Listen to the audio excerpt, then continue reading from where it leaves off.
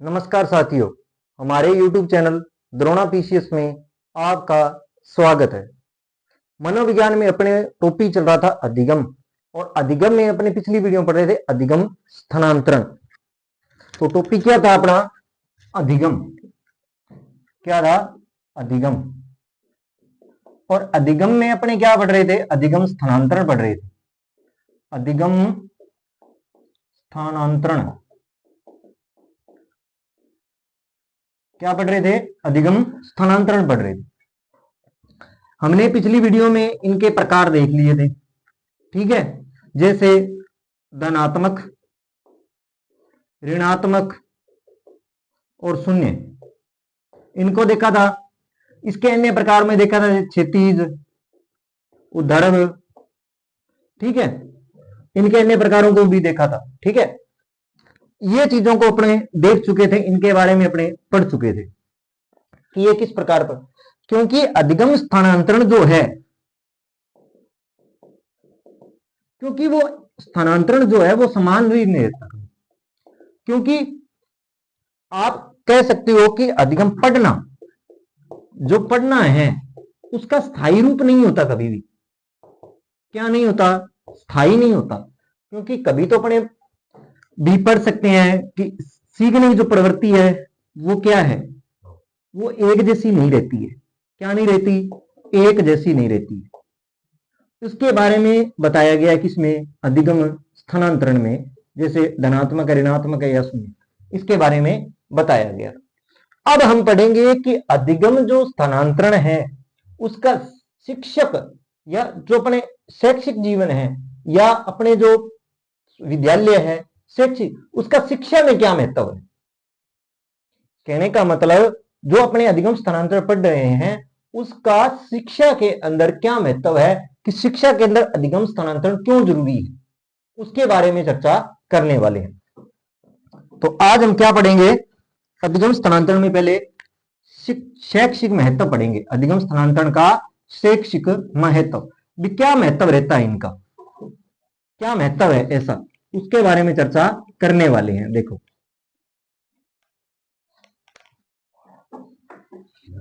देखते हैं अधिगम स्थानांतरण लिखा हुआ है। अधिगम स्थानांतरण का शैक्षिक महत्व, का शैक्षिक महत्व, ठीक है। शैक्षिक महत्व क्या है?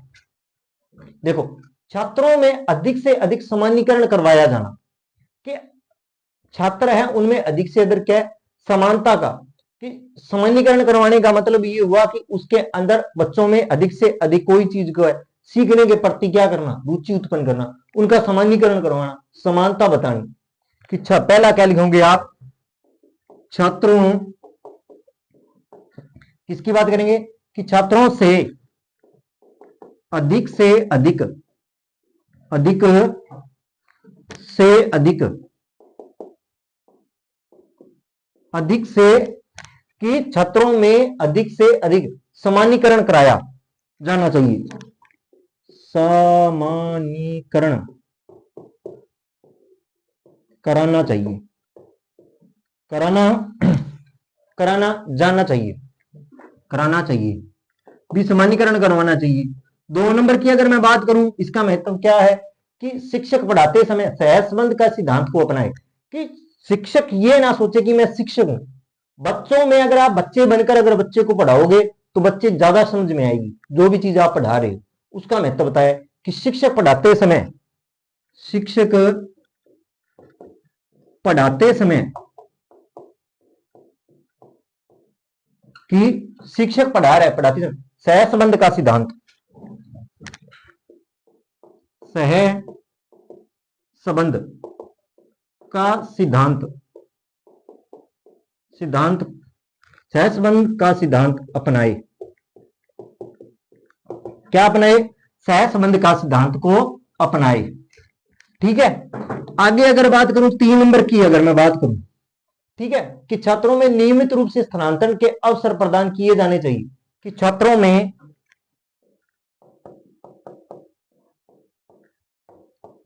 कि छात्रों में नियमित रूप से, नियमित रूप से, कि छात्रों में जो नियमित रूप से स्थानांतरण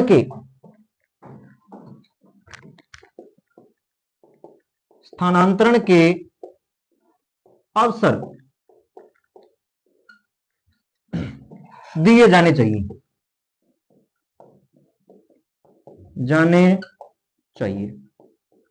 ठीक है। 4 नंबर की अगर मैं बात करूं कि बालकों में कार्य अनुभव के माध्यम से शिक्षा प्रदान करें, कि शिक्षक बालकों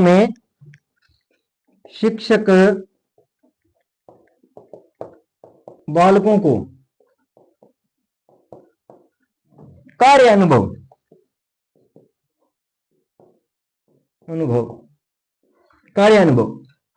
का मतलब क्या हुआ कि अनुभव, शिक्षक अपने अनुभव के अनुसार के माध्यम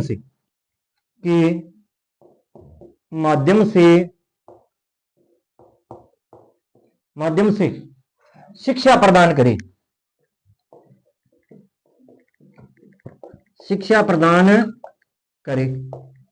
क्या करे, शिक्षा प्रदान करे, कि शिक्षक बालकों को कार्य अनुभव के माध्यम से, अपने माध्यम से क्या करनी चाहिए, शिक्षा प्रदान करनी चाहिए। पहला क्या था, समानीकरण, दूसरा सहसंबंध, तीसरा नियमित रूप, और चौथा कार्य अनुभव। ये सारे के सारे इफेक्ट किस में आते हैं, अधिगम स्थानांतरण में आते हैं, जिससे बच्चा ज्यादा से ज्यादा सीख सकता है। अब देखते हैं आगे।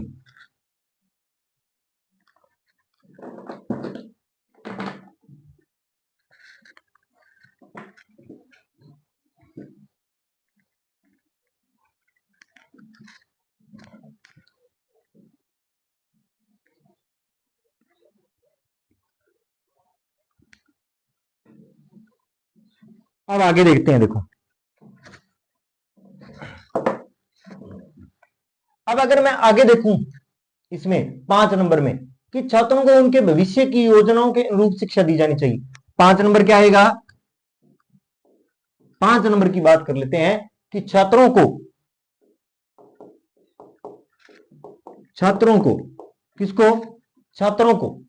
उनकी भविष्य की योजनाओं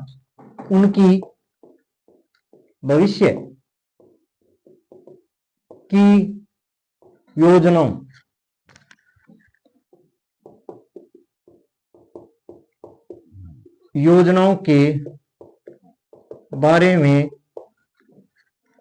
विषय की जो योजनाएं हैं उनके अनुरूप, विषय की योजना के बारे में वह उनके अनुरूप शिक्षा दी जानी चाहिए,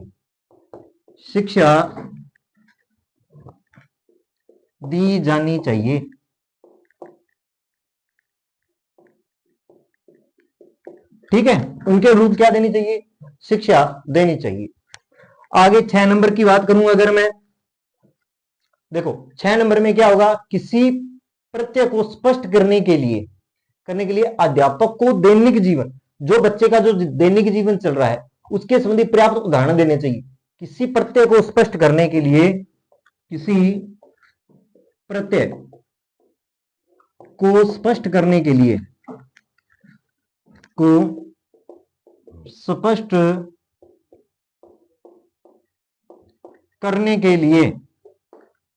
कि कोई भी चीज आप समझा रहे उसके प्रति अध्यापक को दैनिक जीवन से संबंधित,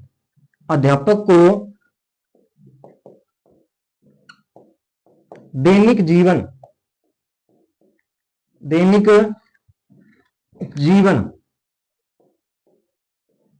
जो दैनिक जीवन चल रहा है, जो दैनिक जीवन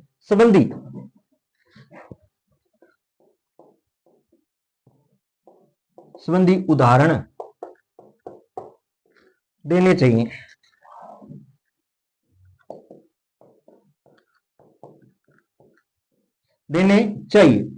कि छात्रों को उनके भविष्य की योजनाओं के बारे में उसके अनुरूप शिक्षा दी जानी चाहिए, और किसी भी प्रत्यय को स्पष्ट करने के लिए अध्यापक को दैनिक जीवन से जो दैनिक जीवन में जो प्रक्रियाएं चल रही हैं उनके संबंधित क्या देने चाहिए, उदाहरण देने चाहिए। ये चीजें किसमें आती हैं, अधिगम स्थानांतरण में आती है। ये क्या है, शिक्षा के अंदर महत्व बताया गया। ठीक है। अब अपने अगला टॉपिक जो स्टार्ट करेंगे वो है कि अधिगम संबंधी कठिनाइयां कि सीखने संबंधित कठिनाइयां कहां कहां पर आती है, कौन कौन सी अपनी ऐसी चीजें हैं जो कि हम नहीं कर पाते, जो कि सीखने में अपने के क्या आती है, कठिनाइयां पैदा हो जाती हैं। देखो अब क्या करेंगे, अधिगम संबंधी कठिनाइयां, क्या करेंगे, अधिगम संबंधी कठिनाइयों को करेंगे अपने।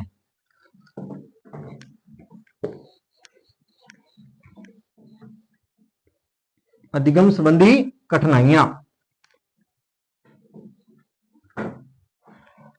क्या करेंगे, अधिगम संबंधी कठिनाइयों को करते हैं। अधिगम संबंधी कठिनाइयां, अधिगम संबंधी कठिनाइयां,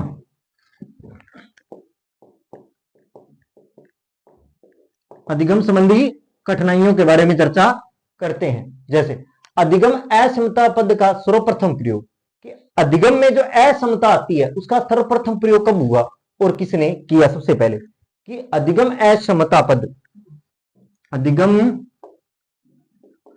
असमता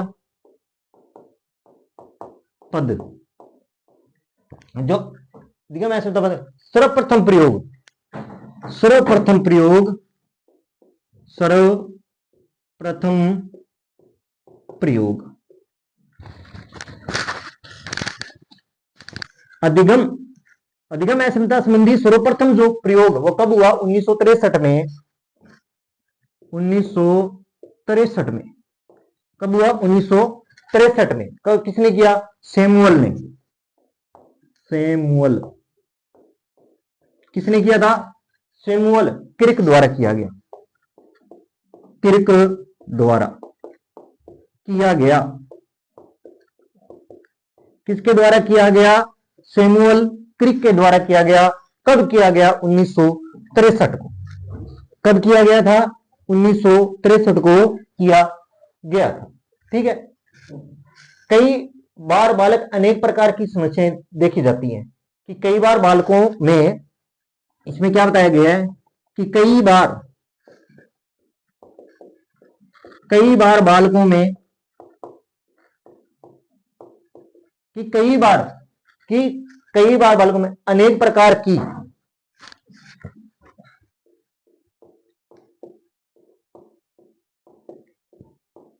समस्याएं,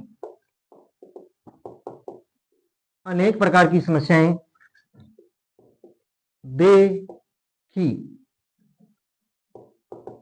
देखी जाती है, देखी जाती है, कि बच्चों में अनेक प्रकार की, कई बार बालकों में क्या है, अनेक प्रकार की क्या दिखती है, समस्या दिखती है, जिसका कारण बालकों में अधिगम में कठिनाई उत्पन्न होती है, और जिसके कारण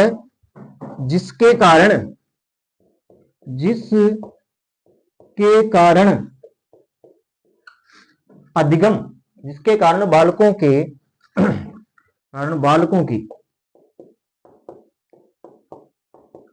की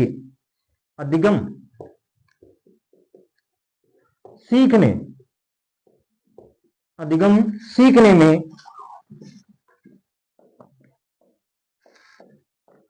कठिनाइयां उत्पन्न होती हैं। क्या होती है, कठिनाइयां उत्पन्न होती हैं, कि कई बार बालकों में नई प्रकार की समस्या होती है, जिसके कारण क्या होता है कि बच्चों को जो अधिगम मतलब सीखने संबंधी क्या होती है, कठिनाइयां उत्पन्न होती हैं। तो अब देखते हैं कि कौन कौन सी समस्याएं अधिगम सीखने संबंधित हो सकती हैं, उनके बारे में चर्चा कर लेते हैं।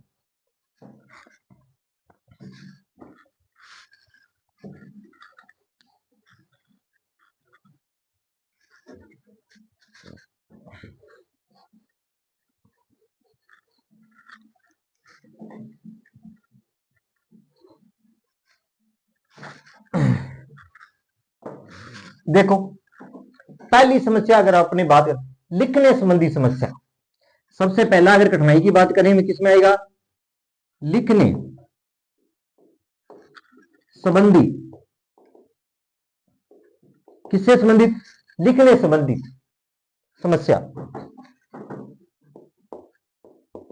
किससे संबंधित, लिखने संबंधित अगर कोई समस्या आती है उसे डिसग्राफिया कहते हैं उसे, साइकोलॉजी में क्या कहते हैं, डिसग्राफिया। डिसग्राफिया क्या कहते हैं उसे, डिसग्राफिया। तो ग्राफ का मतलब, अपने ग्राफ बनाते हैं उसको इस प्रकार याद, लिखते तो है ग्राफ को, बनाते तो है। ग्राफ का मतलब बनाना, बनाने का मतलब लिखना। जैसे ये कैसे होता है, जैसे अपने बी को क्या लिख देते हैं, डी लिख देते हैं, मान लो बी को क्या, या 6 को 9 लिख देते हैं, 6 को 9। अगर इस प्रकार की कोई समस्या है तो वो कैसी है, डिस्ग्राफिया समस्या है, लिखना। ये कैसी समस्या आएगी, ये कैसी समस्या होगी, डिस्ग्राफिया संबंधी समस्या होगी।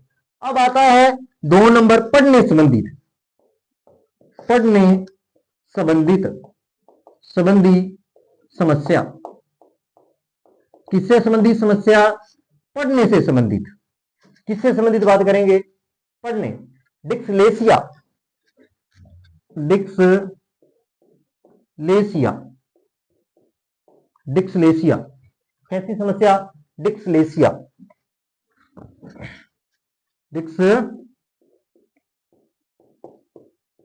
डिस्लेक्सिया, डिस्लेक्सिया संबंधी समस्या होगी। किससे संबंधित, पढ़ने संबंधित। आपको इतना ही अगर ध्यान है, लिखने संबंधित डिस्ग्राफिया, पढ़ने से संबंधित डिस्लेक्सिया। 3 नंबर की अगर मैं बात करूं किससे संबंधित होगी, जैसे आप इसमें आप इतना भी लिख सकते हो कि जैसे आपने पुट को क्या पढ़ते हो, बुट को पुट पढ़ते हो, तो यह समस्या कौन सी है, ये पढ़ने संबंधित है, पढ़ने संबंधित। ठीक है, इसका आप ध्यान रख लेना। ठीक है, अब आगे बात करते हैं।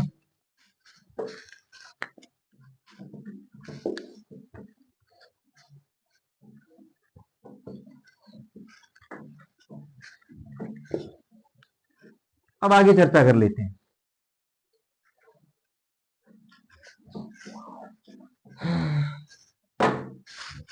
अब देखो आगे,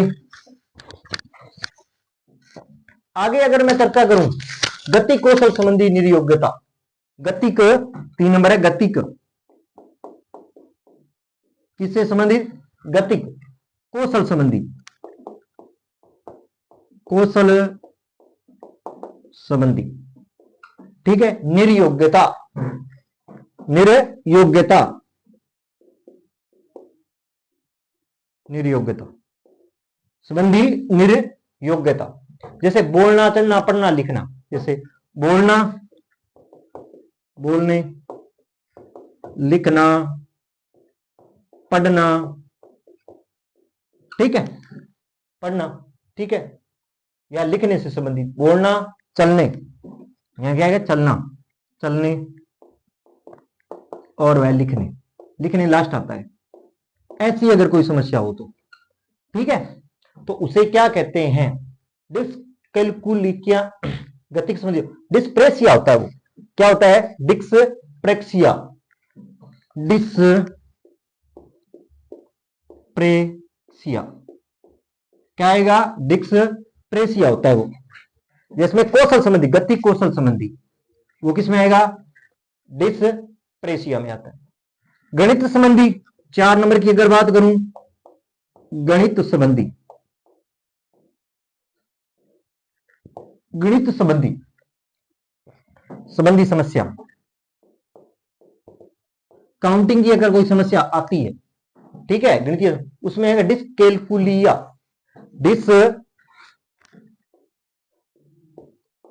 के कैलकुलिया के, कैलकुलिया का मतलब क्या होता है पता है, कैलकुलिया, जिसमें अपने काउंटिंग करते हैं, वो कैलकुलेटर से आप इसको जोड़ सकते हो। ठीक है, ये भाषा संबंधी। इसी प्रकार 5 नंबर की बात करूं, भाषा संबंधी, किससे संबंधी, भाषा संबंधी समस्या। किससे संबंधी, भाषा संबंधी समस्या। किसकी बात करूंगा, भाषा संबंधी जो समस्या है उसे अफेसिया कहते हैं। क्या कहेंगे, अफेसिया, अफेसिया या भाषाघात, भाषाघात कहते हैं। क्या कहते हैं, भाषाघात कहते हैं, भाषा संबंधी समस्या को क्या कहते हैं? अपसेसिया या भाषा घात कहते हैं। आगे देखो, आगे है जन्म से न होकर बाद में मानसिक विकृति के कारण होना, कि जन्म से न होकर, जन्म से न होकर कहने का मतलब वह जन्म से नहीं है, बाद में किसी चोट, बाद में किसी चोट से, कि जन्म से न होकर बाद में कोई चोट या मानसिक विकृति के कारण, मानसिक विकृति, मानसिक विकृति के कारण,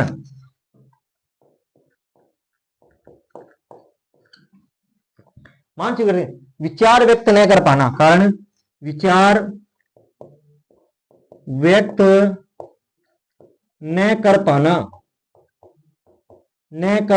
पाना, कि जन्म से न होकर बाद में कोई चोट है या मानसिक विकृति के कारण अगर विचार व्यक्त नहीं कर पा, उसे डिस्फेसिया कहते हैं। डिस्फेसिया, फेजिया, क्या कहेंगे? डिस्फेजिया। कि देखो, अगर गति कौशल है, कौशल संबंधित है, डिस्प्रेसिया, गणित संबंध है, कैलकुलेरिया से आप याद करें, भाषा संबंधित है तो अपसेसिया या भाषाघात, जन्म से न होकर बाद में कोई मानसिक चोट या एक्सीडेंट के कारण क्या हो गया, वह विचार का व्यक्त नहीं कर पाता है, तो वो क्या कहलाता है? डिस्फेजिया कहलाता है। क्या कहलाता है? डिस्फेजिया। ये आपको नाम ध्यान में होने चाहिए, वो नाम से ही पूछेगा इससे, और इसमें 100% प्रश्न आता है। ठीक है, अब आगे बात कर लेते हैं।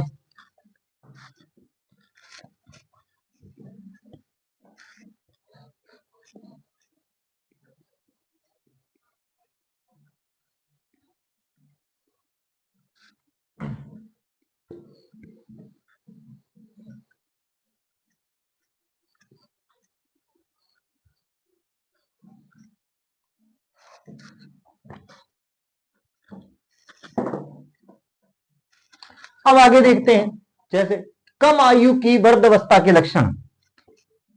कम आयु क्या है? कि कम आयु में वृद्धावस्था, वृद्धा जो अवस्था है के लक्षण,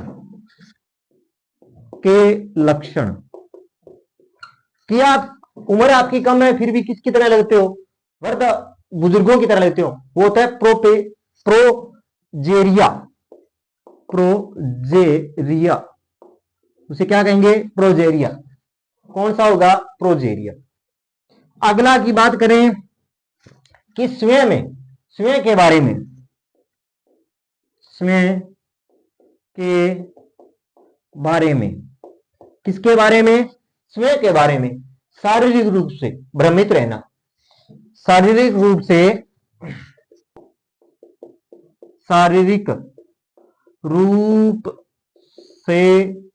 भ्रमित रहना,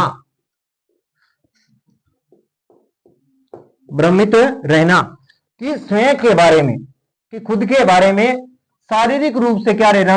भ्रमित रहना, कि स्वयं के बारे में भ्रमित रहना, डिस्मोफिया कहलाता है। डिस्मोफिया